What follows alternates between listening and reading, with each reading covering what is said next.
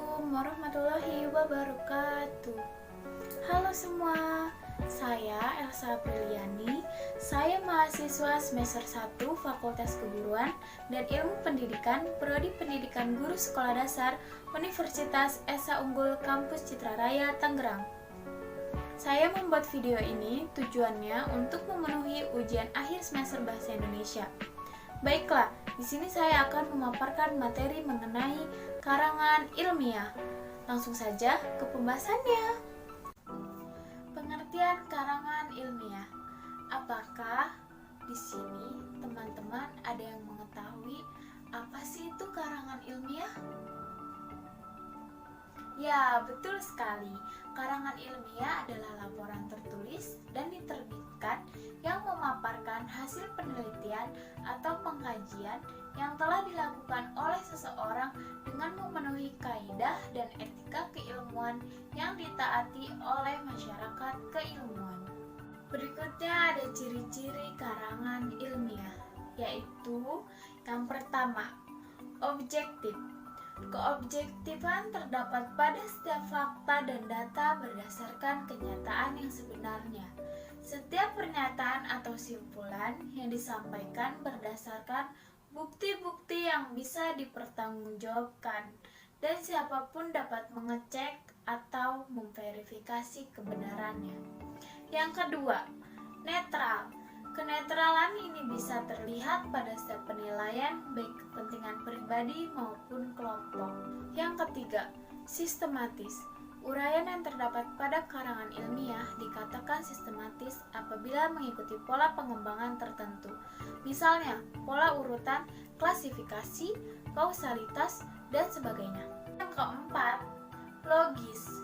Kelogisan bisa dilihat dari pola nalar yang digunakannya.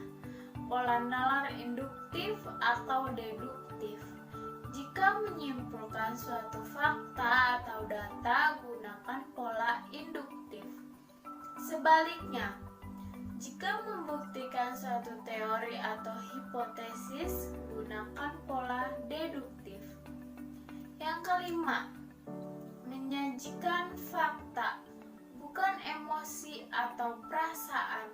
Setiap pernyataan, uraian, atau simpulan dalam karangan ilmiah harus faktual, yaitu menyajikan fakta. Oleh karena itu, pernyataan atau ungkapan yang emosional, misalnya seperti orang berkampanye, perasaan sedih, perasaan senang, seperti orang yang mendapat hadiah, dan perasaan marah seperti orang yang bertengkar, hendaknya dihindarkan. Yang keenam, tidak pleonastik. Maksudnya, kata-kata yang digunakan tidak berlebihan, alias hemat atau tidak berbelit-belit. Lalu yang ketujuh, bahasa yang digunakan adalah ragam formal. Dalam menulis karangan ilmiah, tidak boleh menggunakan bahasa ragam santai. Oleh sebab itu, bahasa yang digunakan adalah bahasa Indonesia yang baik dan benar. Karangan ilmiah secara umum dapat dikelompokkan ke dalam dua kategori, yakni karangan ilmiah berupa laporan, hasil penelitian, dan karangan ilmiah berupa hasil pemikiran yang bersifat ilmiah. Lalu selanjutnya ada jenis-jenis karangan ilmiah. Yang pertama, makalah. Karangan ilmiah yang menyajikan suatu masalah yang pembahasannya berdasarkan data di lapangan yang bersifat empiris objektif. Makalah bisa dipaparkan dalam sebuah seminar berupa presentasi dan bisa juga untuk dipresentasikan di kelas. Yang kedua, artikel ilmiah. Karangan ilmiah yang berisi pendapat penulis terhadap masalah atau topik yang diteliti yang dikaitkan dengan teori yang ada. Misalnya, penulis menggunakan teori yang dipaparkan ahli sebagai pemuat pendapat atau penelitian. Yang ketiga, skripsi. Karangan ilmiah yang mengemukakan pendapat penulis berdasarkan pendapat orang lain. Pendapat yang diajukan harus didukung oleh data dan fakta yang empiris dan objektif. Analisis yang ditulis dalam skripsi dibedakan menjadi dua metode penelitian, yaitu penelitian kualitatif dan kuantitatif. Tesis yaitu karangan ilmiah yang sifatnya lebih mendalam dibandingkan dengan skripsi. Menurut Sugiono dalam Kristanto terdapat 5 tahapan dalam menyusun sebuah karangan ilmiah, yaitu pertama, mengajukan judul penelitian, kedua, menulis proposal penelitian, ketiga, melaksanakan penelitian, keempat, membuat laporan penelitian, dan yang kelima, mengikuti ujian skripsi, tesis, atau disertasi. Tahap penulisan karangan ilmiah. Tahap awal terdiri dari memilih topik, menentukan judul, dan membuat kerangka karangan. Setelah menentukan topik, langkah selanjutnya adalah menentukan judul. Yang perlu diperhatikan adalah judul berupa frasa, bukan kalimat. Langkah terakhir dalam tahap awal adalah menentukan kerangka karangan.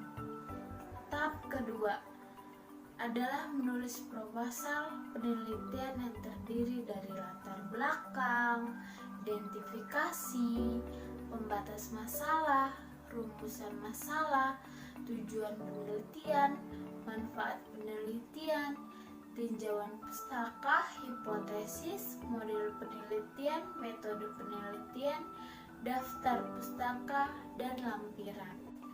Tahap ketiga adalah melaksanakan penelitian. Hal ini didasari dengan pengumpulan data. Data dapat diperoleh dari beberapa sumber, yaitu media dan lapangan. Data yang dikumpulkan haruslah data yang relevan dengan karangan ilmiah yang akan dibuat. Tahap keempat adalah membuat laporan penelitian. Pada tahap ini akan disusun penyajian karangan ilmiah. Dalam penyajian karangan ilmiah haruslah diperhatikan dari segi bahasa dan bentuk penyajian. Kalimat yang digunakan dalam menulis karangan ilmiah harus sesuai dengan standar bahasa Indonesia yang baku. Sedangkan dalam bentuk penyajian perlu diperhatikan urutan unsur-unsur karangan ilmiah dan ketentuan yang berlaku.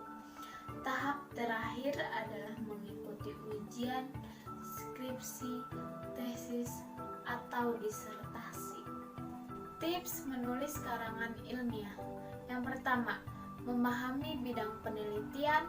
Yang kedua, memahami metode penelitian. Yang ketiga, memahami pedoman penulisan.